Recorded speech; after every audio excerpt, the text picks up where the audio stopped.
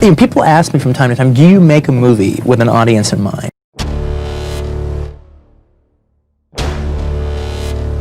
I got I started working at this video store, was pretty much what you're talking about around that time, and it was great at first because I'd always hated day jobs and stuff, and so I got a day job and it ended up being pretty good. But admittedly, I was there for 5 years. At a certain point, it was a narcotic. All right, I didn't have to keep pursuing my dreams because, you know, it's not what I want to do, but it's sort of kind of close. And if I didn't have an artist soul burning in me, I could have made myself happy with that. I could, if I didn't have an artist soul burning to get out, I could have, you know, walked backwards a couple steps and just done that. And it would have been a fulfilling, well, to anybody else, it would have been a fulfilling life. It wouldn't have been for me because I would have known I would have had something to say that I didn't get a chance to say. But it did put me to sleep for a while. And I've always just thought, I mean, what really got everything kind of truly going for me, you could point out a lot of different things, but the bottom line is the fact that I realized that even the group of people I hung around with, they were all great fellas and great gals. But, you know, it was easy for me to think that I was doing a lot because I was doing more to try to move myself forward than they were. But, you know, that's not, I'm a big fish in a puddle. So what? All right, they're not doing anything. All right, so yeah, I'm doing more than them.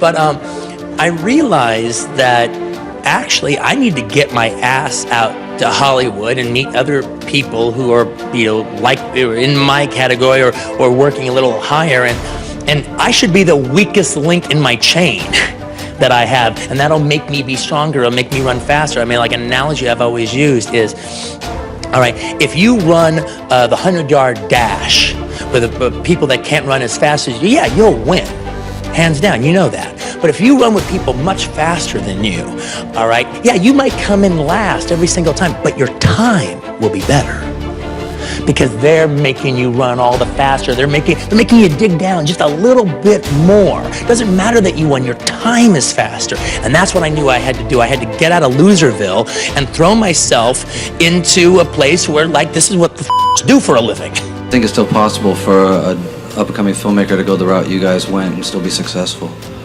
That's a good question. Make Reservoir Dogs.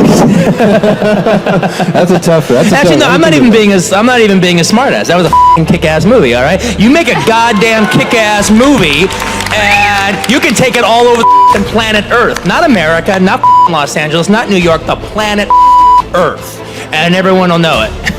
But there is a lot more competition than there was when I was, you know, like kicking around with El Mariachi. So you got, you know, there's just a lot more to do these days. You got a lot more competition because everybody's got a camera now and everybody can edit, and it's tough. I don't know, with the state of independent filmmaking changes, there's yeah, like but you know, changes. but at the same time though, yeah, there's a lot more to competition, but also those crappy movies aren't competition if the thing is like dynamite.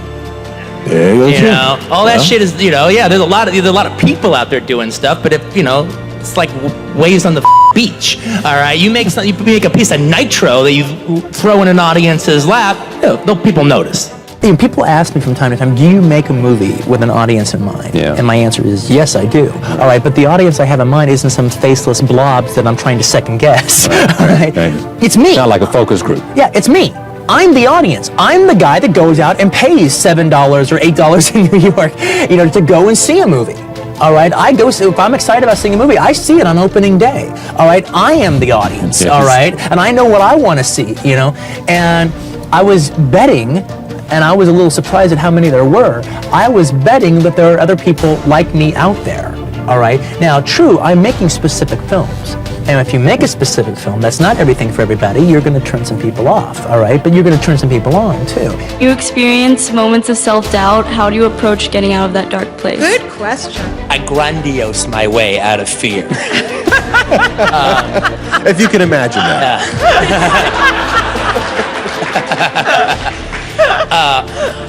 It's a good way. You know, it's charming. It's like, literally, it's like, okay, I'm going to do one of the greatest car chases of all time. And if I don't, I'm not as talented as I thought I was. and I will realize that there is a ceiling to my talent. Right now, I don't think there is, but if I don't do, but if it's not one of the greatest car chases of all time, then I failed, and there is a ceiling to my talent. I'm not as good as I thought I was. And I said that to everybody. And was I scared? Yeah, all right. I had trepidation going all the way because it's mine to fail, and it's failing in front of the mirror too, because I'll know if I did it or not, and I'll be like, okay, yeah, you are not as good as you thought you were, and that got me to Mount Everest. It's true. I remember one point he goes, Robert, can you imagine you and me doing this car chase together? How great it's gonna be! And I'm like, hey man, you're on your own, brother. I ain't going out there, man. I got 5 kids. I'm not gonna 100-mile-an-hour bull.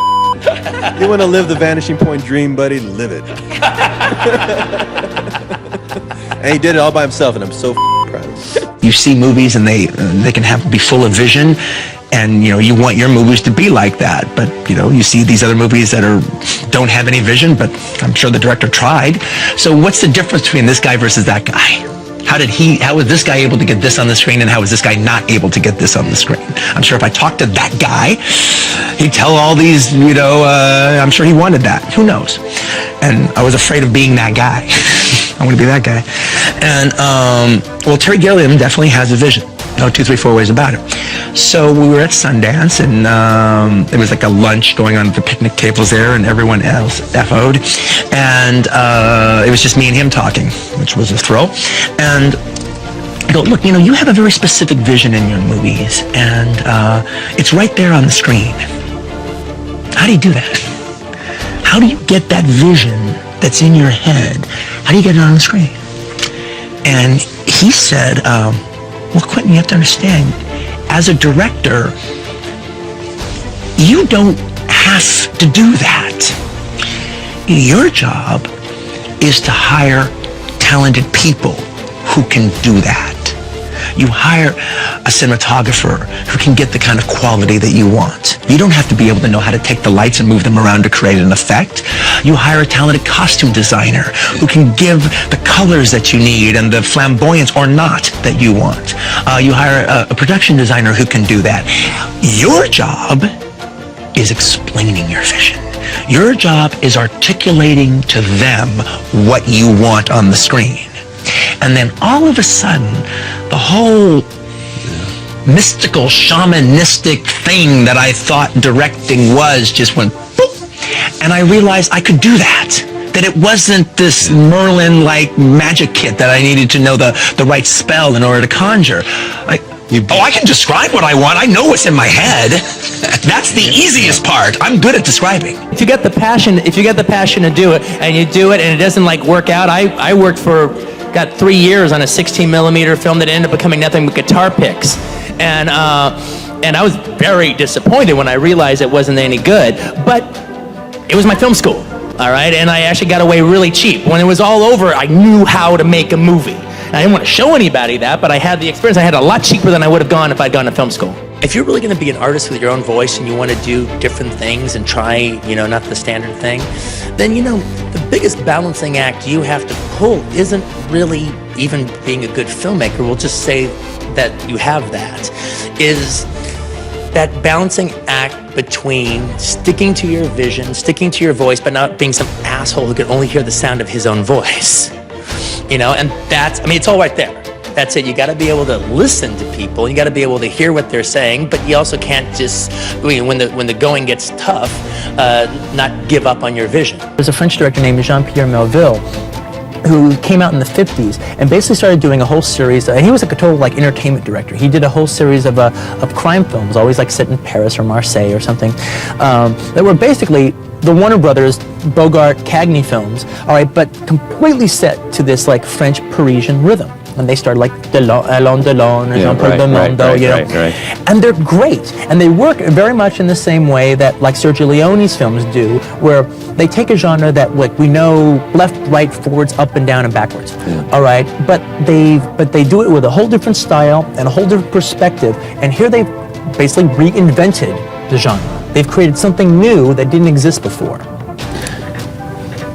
Now that's what I'm always kind of trying to do with my genre films. I don't know if I'm succeeding or not, but that's the attempt. To take something you've seen before. I love it.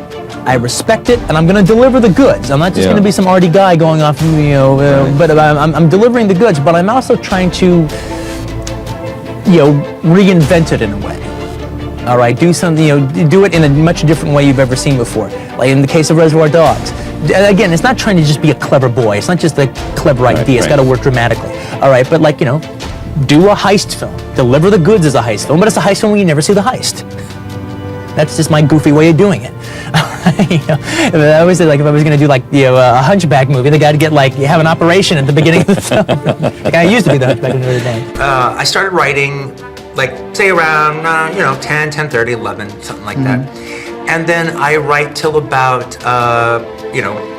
5, 6, or 7, something like that. But around that time, around 5 or 6, I'm going to stop for the day. And what I do is I stop for the day, and then after a little bit of time of unwinding, I go into my pool, and I keep it all nice and warm there and everything. And so I just kind of hang out in the pool, and if I'm not done with something, I think, okay, what do I want to do? How do I want to go further with this? Now that I've written the first pass on it, what do I think about it? How can I make it better? Is there another element I can bring into it? Did I add too much to it? And whatever. I'm just looking at it critically. And maybe I come up with some neat ideas. And then I get out of the pool and I make notes on those neat ideas that I came up with, meditating about it. It actually is meditating. And then that's my work tomorrow when I get up. All right. Or if I finished a scene, okay, boom, that's done. Now that part of the story is done. Now I go in the pool and I go, okay, what happens next? What's the next thing? And then I usually come up with a pretty good idea, and then I make my notes, and then that's the next day's work. And that was never really the way I did it. And that has become exclusively the way I did Inglourious Basterds and Django and this. And it truly brings a lot of joy to my life. It's a really, really lovely way to work that makes me feel really happy.